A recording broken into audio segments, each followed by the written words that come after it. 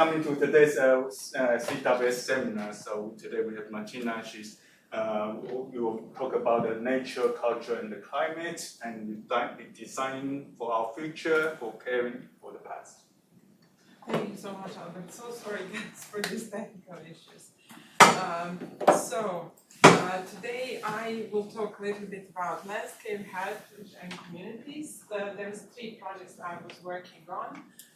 One is about related to the National Trust and University of Exeter. The second one is about Blue Belt, UK overseas territories, and the third one is the One Bank adaptation review we did. So together, those projects show the climate adaptation at the scale of the evidence, finance, policy, and local knowledge. Hopefully not make some disaster. Okay. So I will say a little bit about myself. So because I'm first time giving a talk in this department, so I work. My role is actually shared in between LEAF and GFS. LEAF is Land Environment Economic and Policy Institute, and I also work for GFS. GFS is Green Future Solutions. That's a little consultancy under the wings of university. So we do different projects with the government, NGOs. Pretty much everyone who want to work with us, I would say. There is also my link to profile and link to LinkedIn profile if you want to have a look later. And so my personal journey, I worked a lot with flooding in the past. I'm from Serbia. I'm from Bosnia originally, but I spent a lot of time in Serbia. I worked in a public water company. Then I worked there as a flood protection engineer, and then in 2004 I was horribly flooded in my house. So I was thinking all the time, what we could do a bit better, to reduce the flooding, to kind of deal better with those issues. So it's why I decided to pursue the PhD. So I did my PhD in nature-based solutions in one small catchment in Scotland called Manstree.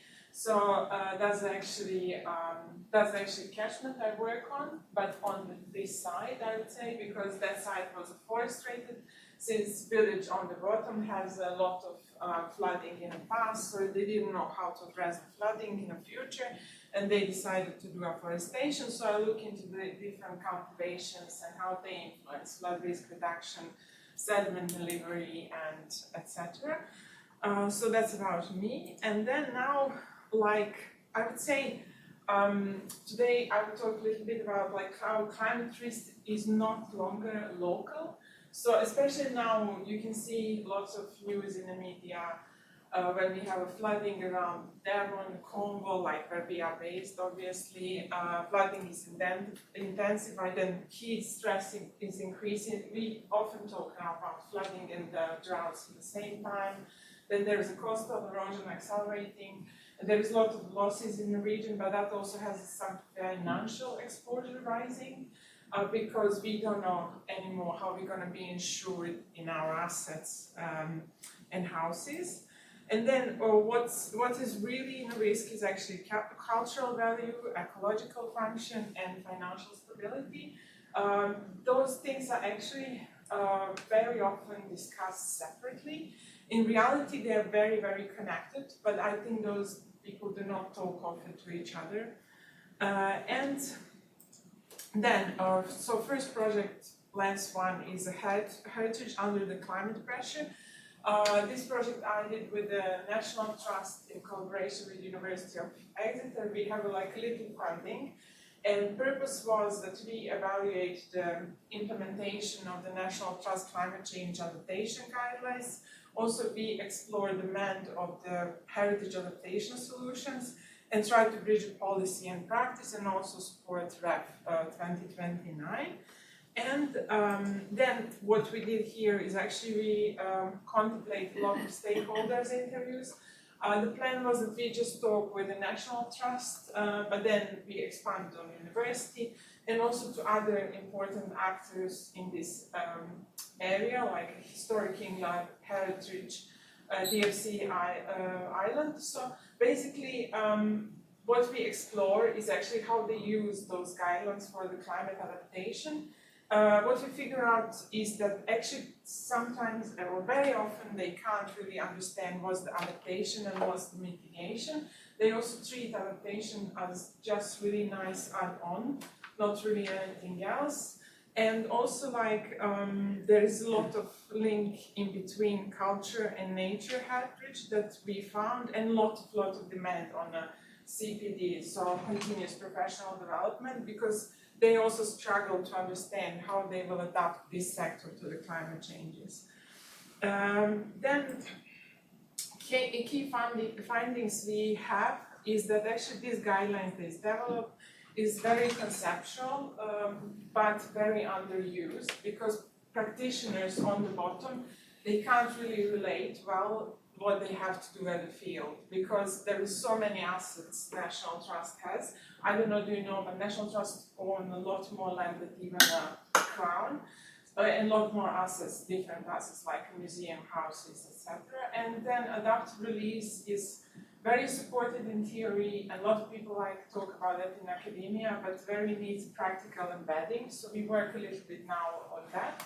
There's also high demand for digitalization, I would say. There's a lot of tools we have for hazard mapping, peer learning, but they also think they're not good enough for this sector.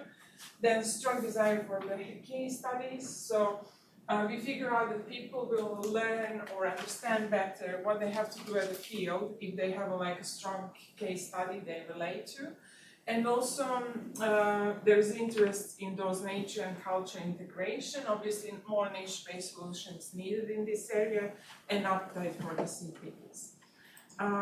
And then I would say those pathways they develop in the sector are actually avoid, protect, accept, and release. And resilience is obviously not always a defense. There is also quite a lot of people talking about how it's hard actually to give up some assets, because they know some of them gonna go under coastal erosion or stuff like that. So there's also this kind of appetite, how we go through that grief, what we're gonna do about that. Then what practitioner told us is that we need a more clear tools, case studies, banks, support, and also adaptation is hard before it's actually technically kind of visible for them, I would say. And the governance lesson from this is that actually that there is a tension about how they're gonna govern in this sector, and there is a lot of questions we at the moment are not able to answer, how implementation gonna go in this sector and other stuff. So pretty much we continue the projects. At the moment we are developing I would say a portfolio of case studies, so that people who are at the field can relate much better what they have to do. Then the second project is a nature-based solution across the UK overseas territories. So we've been approached by GNCC, and then we, as GFS, we partnered with Exeter Marine that's based in Cornwall to deliver this project. So what we look into here is around 15 UK overseas territories. They want to develop program, that's the main goal in the future, I would say. So how they implement more nature-based solutions, similar ones across the different overseas territories. So we did a lot of assessment on the policy, frameworks, the governance arrangements, and also we look into the different projects that already existed. And so basically, we also talked to some of the territories to see how they feel about it. And I would say common gaps we found is that they have very short funding cycles. It's usually 2 years or less, so they can't do much. There's also very weak monitoring framework, limited and embedded, and there's a capacity constraints. It's very different across the different islands, obviously, but I would say that I was really surprised talking, for example, for Canary Islands, because I imagined that like a paradise, how much they struggle actually to fight the climate changes, and also like how much they allowed that development to overtake everything, I would say. Like, and they don't want to stop developing because they used to, like, there is still this generation that remember how poor they was, and then now they don't want to stop development, not on any cost, so they struggle a lot around different issues. And so basically what's the strategic opportunity here is that we realize that there is no actually, there is no like a policy or documentation how they would implement MBS into planning. Also there is a scaled urban invasive species reduction, and also that, it's kind of the developing simple territory level monitoring framework will help them a lot, because even when they implement the nature-based solutions, they are not very sure what those solutions do, because no one really monitors them properly. So that's a really nice kind of area if someone wants to work on that. And then there is also this kind of project we did recently with the Santander Bank. So it's flood risk as a financial exposure. So we look into the basically how mortgages, SMEs, insurance affordability, it has influence on the flood risk and what's actually relevant over there. The main issue here is that when the bank obviously offered the loan to someone, or mortgage actually, that's not a loan, that's for 5 years horizon, so they assess any risk on a 5-year basis, and they revisit that risk every year to see does it increasing. And then under this like flood risk increase now, also like we talk a lot like cut down years 2030, so we also kind of think about like, is insurance going to be affordable, like, and how that's going to look into the future. So this bank actually asked us to look a little bit more how they can include also nature-based solutions in the matrix risk, and reduce like basically flooding, moderate flooding, actually to add a little bit on insurance level. And then I realized that they also don't understand what's the catchment scale. They don't know the basics, as we know as a hydrologist or as someone in I would say engineering. So basically you have to explain them a lot around, so they don't talk with other sectors obviously that much. And what we came here as a conclusion, we're still talking to them, this project is going on, I would say. So what we found together that's important for them is that they don't have a lot of evidence on the decision grade, and they still think that MBS are nice, they are the value, but they can't make them like financially important, I would say, in the risk reduction of the assets. Also, there is a limited proofs, as they said, on a catchment scale for risk reduction. So now we are kind of developing together with them like a little database on the current UK MBS projects, big ones and small ones, and how much was invested. For example, how many houses has been protected by that project, and actually what it means in financial terms. And then there is also weak linkage in between MBS and financial outcomes. So it's basically MBS for them now remains external to any decision that's financially made. And yeah, closing remark is that it's caring for the past is not about resisting a change, it is about redesigning this system. I would say like working with obviously different partners across the university and outside, I often came across the fact that a lot of kind of areas are not really very well connected. So I hope it will be better in the future. And thank you. Martina? Any question from the audience or from people on this? Hi, Martina. Thank you very much. This was very quick and very intense. So, as a historian who doesn't know much about the science, I found it really useful in many respects. But I would like to ask, because you gave us an overview of 3 different kind of types of engagement with current issues, I would say, from your point of view. What is the uniting? So I'm just thinking, again, very ignorant of the science of this, but what is the uniting factor within these? So, of course, they differ in their needs in terms of cultural heritage, and then ecological functions and financial, the banks and whatever interests they have. But what unites these for someone who works on water and flooding and what is the core kind of issue here? I think it's obviously like exposure to the risk that is coming in the future. Like, because everyone is very bored, as academia, we provide so much evidence that climate change is happening. So we kind of like maybe now we start provide a little bit of tips how we deal with it.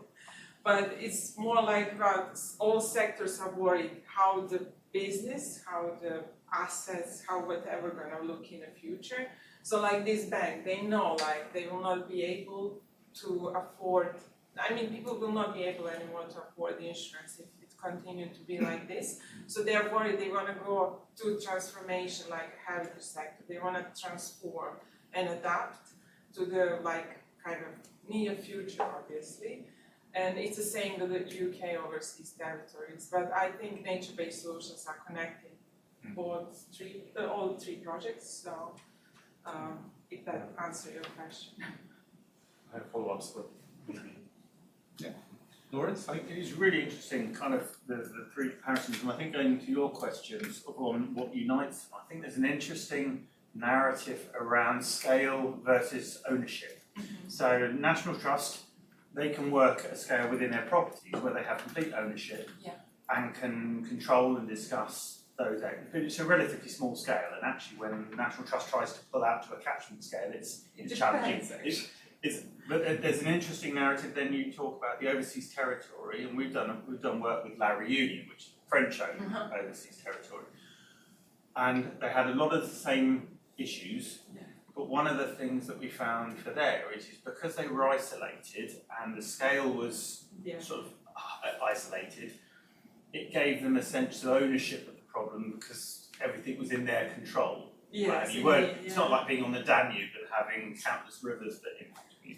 And then going to the insurance side, is they're often looking at very large scales. They're looking at all their customers and what have you. And what we've seen from natural flood management is the evidence shows it can work, but the volumes you're trying to slow mean that the density of delivery you need to have ends up meaning, as someone that delivers natural flood management, it means we're normally only able to deliver that in small catchments and have a small impact. So the final one, which I'm really interested in, whether if you've got the data, I'd be really interested in seeing it, and that was around a lot of the claims being driven by medium scale floods, which lines up with what I think, which is we're seeing properties that flood with not with 50 or 70 millimetres of rain, but 20 millimetres of rain, just on sodden ground and what have you. So there's just something interesting around that scale versus ownership. That's the other problem we might have in the future, because people will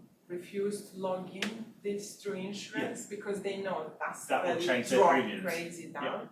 So I even have now some friends who will not log in. They have a very expensive house. They're just our asset value. If it's gonna become a formal, they can declare that if they sell the house, in the future, they can say yes, we've been flooded, but no one will know which extent was flooding. So that's the other problem. Also, bank told me, when I talked to them, that they saw that as an issue, even now.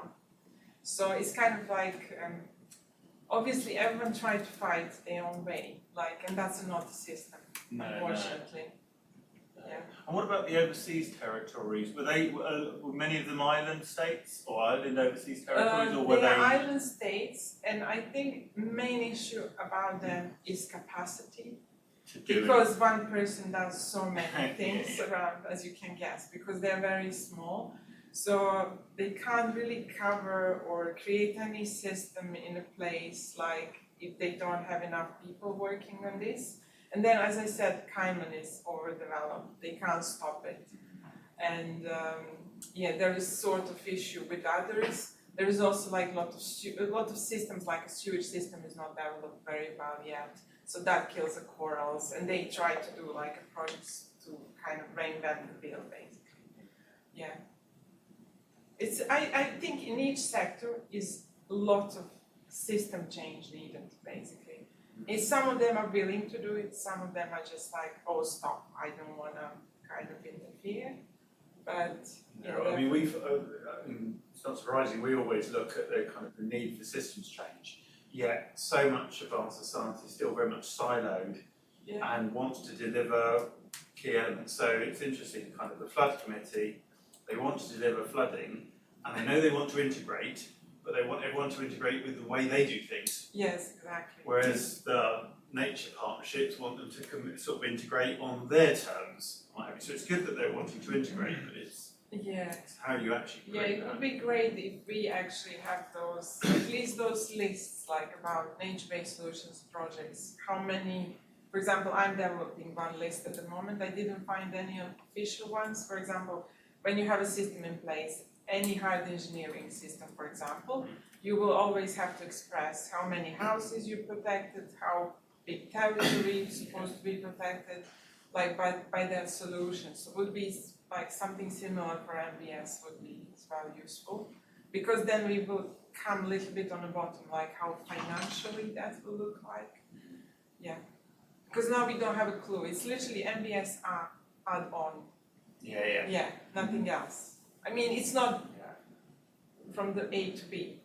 We're in the middle. What's interesting on the flood committee is that there are now schemes we're seeing where there are no hard engineering options. And so therefore they're having to do. But the problem is it's that the old saying, if you only have a hammer, everything looks like a nail. And so we have a system that's designed to build hammers, to make hammers, to train people on using hammers.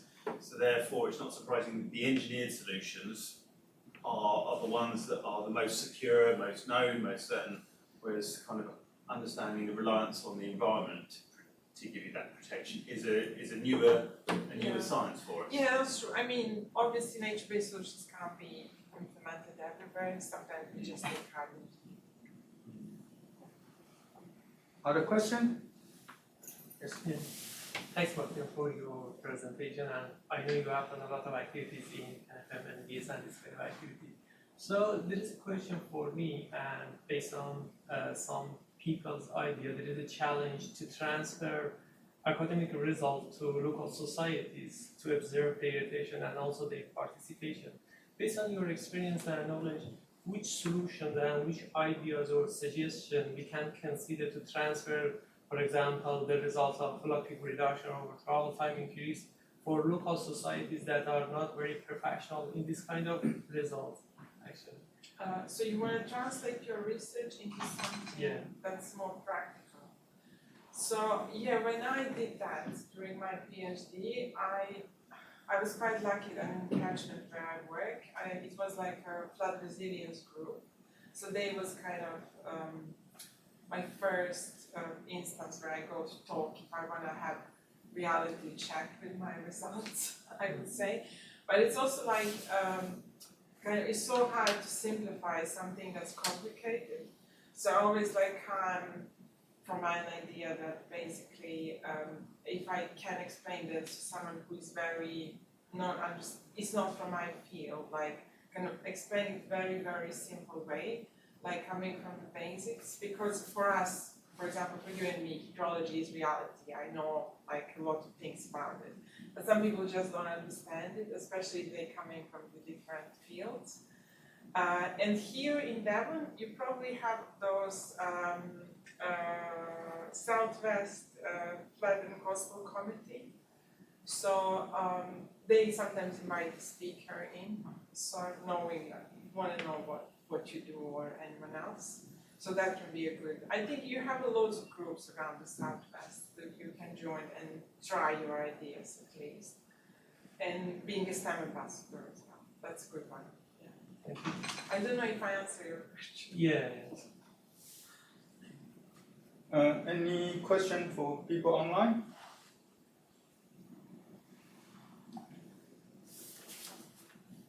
Or from the audience in the room? Going back, Martin, to the a lot of the claims for flooding are coming from sort of medium-scale floods. Is there kind of where's that data that comes from the industry, presumably from the insurance industry? But is it?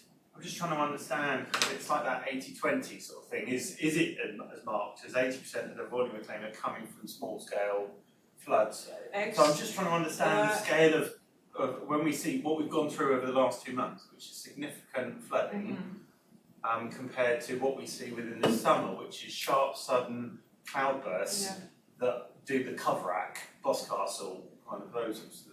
So when I talk to these banks, so most of the claims for them are coming actually from the private, from the people, not industry. Yeah. SMEs, usually they don't have insurance, like they can't, most of them can't afford it. They're basically, the pressure on them is quite high. They actually like just shut down and maybe they will not ever open again. That's the problem. And sometimes SMEs are just like about trying some business, so they don't want to invest on the beginning a lot. And I don't know, like huge industry, we did not touch that, to be honest. So it's more for them like huge sector is like just normal people, I would say. Yeah. So but I can ask. Yeah, no, it'd be interesting. Well, it'd be interesting, and even just for the domestic side, it'd be interesting to see that data because, as I said, nature-based solutions will work on a large catchment scale, but you have to have so much money behind you to deliver the volume. Yes. We often use a figure of 10,000 cubic meters per kilometre squared in measures to slow and store and delay water. But the sheer cost of that, if you do it on a 5 kilometre square catchment, that might be £500,000. Yeah. But something like the X, it would be millions and millions of pounds to have the density to genuinely reduce that down. But actually, if we're finding that a lot of flooding is happening from these small areas with small catchment, it becomes quite viable to create a whole series of. Yeah, obviously, like knowing the territory, having a baseline, what you need to do. Yeah, kind of. Sorry. Yes, Go ahead. yeah, Kind of taking on that. Like your title says, caring for the past, and you talked about the heritage. I guess that's like. I mean, you talk about history and heritage is something we protected. But I'm not historian. I know. Yes, I know you, of course. But my question is exactly on that. So, but you talk about adaptation and resilience, which is as much about space as time. So I think there's a great element of time in history. I mean, adaptation doesn't take place, or resilience doesn't build in a few years. It takes a lot of time for societies, communities, sectors, systems to build these. So my question is, in terms of like baselines, the data, and knowing the kind of the landscape, how would history be, like how would you kind of put history in a different place rather than just something to be protected externally, but think of it as a part of the whole thing. And historical data, quantifiable or quantitative data, like would that be useful as a historian? I'm really like that's my kind of drive. I know what you did actually in your study, the Turkish one. I think that's quite useful because actually we devolved some of the landscapes through the time. So we obviously, there is not a lot of people like you who knows what we obviously knowing what was being historical landscape would be very useful. So, and sometimes we just don't have those records, they just don't exist for some reason. Because I was surprised also in my country. I went recently to Bosnia, so I went in Sarajevo to one of the historical museums. How much about landscape they have that I didn't have a clue, and I was born there. And how landscape actually changed because they took the measures into place. Changing the landscape basically. So it's kind of it's just we often forgot why we did something back in history and why we are not keeping it as it is now. Just to follow up another concept, because you talked about monitoring, which is I guess very crucial to flood management and prevention, mitigation. So again, thinking about the temporal framework, how long term do you think monitoring kind of would help you? Yeah, that's an interesting question because recently I attended one talk in my department. There is someone who is an environmental historian, and there is some diaries, I think, from Middle Age. So they found a few diaries that people kept, like basically, like church, for example, they kind of made the record what was the temperature every day, how much rainfall it was, and even some explanation about weather. And according to that, they was able to develop some model like how weather looked in the past, I would say. So yeah, my answer is I don't know how long we have to go because that's not my field. But that's very interesting point, like what they did. So maybe I can connect you to that person. Yeah, that'd be nice. Thank you. Tina, you mentioned about those very short funding cycles for the MBS implementations. So could there be, so we've been doing some work in this MBS related project, we also had a similar findings, but we're thinking how could we create some sort of business model or sustainable schemes to ensure this long-term uptake of the MBS implementation? Does it mean that when we evaluate the performance of MBS, not only for the risk damage reduction, but it could be also that the core benefits of the MBS may be able to help to justify the performance of MBS? Yeah, I think like those things I did with the overseas territories, they're actually trying to prove why they need the longer programs. So it basically how they work. I think I'm part of the government as well, or their government body or something. So they try to provide evidence why the longer programs are needed, not just those 2-3 years, longer like 5, 6, 7. Because in 2 years, it's sometimes really not realistic that you can do much. So I think how obviously government works, it's like someone provide evidence and someone analyze, is that viable, like if we go in that direction? So I just really don't know, like if they're going to decide to have a longer programs or not. We hope they will, because it doesn't make sense that something very, very short. I mean, we know that at university. We always have to extend, like if you want to do something valuable. Good. Yes, Lawrence? On the National Trust side of things, were you looking at with them their kind of built assets, the properties and the follies and the different bridges and what have you, or was it as much or more on the natural environment, sort of heritage and cultural value? Yeah, because at the moment I talk with a lot of practitioners, like site managers, and I think we would try to cover each asset we can, like possibly, because if someone just manage, for example, museums or houses, or some, they can't really relate for something that's really just a landscape, because it's not practical for them and they don't know how to implement it at the field.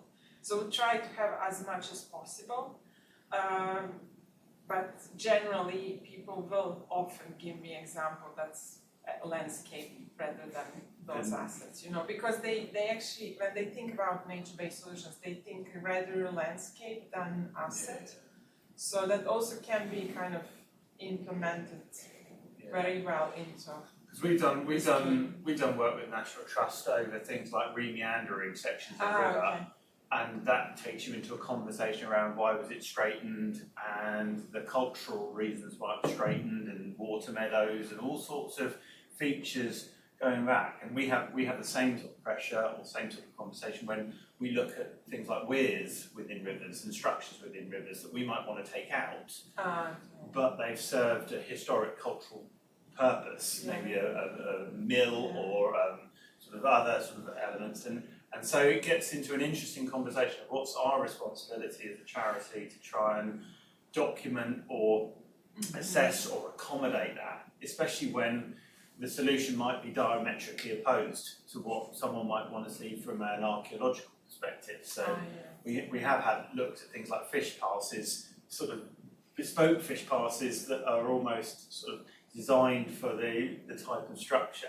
So rather than a gleaming steel thing, it's something that's more like hand built and but it's really challenging balancing what can be juxtaposed requirements. Yeah, actually, a university had some project about it, like how to digitally create kind of like, I don't know, is that a video or a model? Like when some asset, you know, is going to be gone in a kind of few years. So how you create digital copy of it. So basically, you can walk through it and kind of like have a digital thing, like with those goggles. Yeah. So that's quite interesting because obviously they know that some things will not exist, especially those on the coast. And yeah, maybe that's kind of. Yeah, I was talking to a company. I can't remember their name. It might have been Exeter Uni based, but they were setting up a business to effectively map areas that you could then turn into virtual field visits. Oh, okay, So you could do effectively that. You just basically go and rather than BGS does that a lot. so it's just fascinating on how much do you map and monitor to create effectively a digital twin to show what it was, but also acknowledge that you've got to change the system because there's a new norm in terms of being more climate resilient. It's completely new era. I think BGS does that. They want to just reduce the cost of the fieldwork visits because they just can't walk through the landscape and see like at least basics. Okay. Any final questions? If not, could you please join me to thank Martina's work speak today? Thank you. Thank you very much.